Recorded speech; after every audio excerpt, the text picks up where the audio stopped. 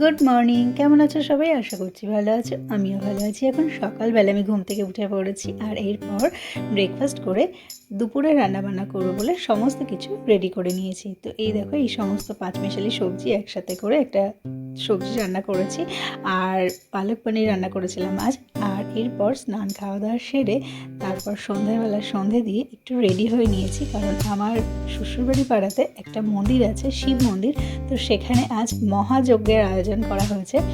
তো এখানে দেখো মন্দিরটা কত সুন্দর করে সাজিয়েছে, আর এখানে যে যজ্ঞটা হচ্ছে সেটা কিন্তু সকালবেলা থেকেই হচ্ছে, সারা দিন ব্যাপী হচ্ছে। তো আমি সন্ধ্যেবেলা এখন এসেছি এখানে, আর দেখো কত মানুষ বসে আছে, এরা কিন্তু সবাই বসে বসে এই মহাযজ্ঞ দেখছে। তো এরপর ফিরে আসার সময় একটু চুরমুর খেয়েছিলাম, আর মন্দির থেকে প্রসাদ দিয়েছিল, তো সেই প্রসাদটাই কিন্তু আমরা ডিনারে খেয়েছিলাম। আজকের মতো এটুকুই, টাটা।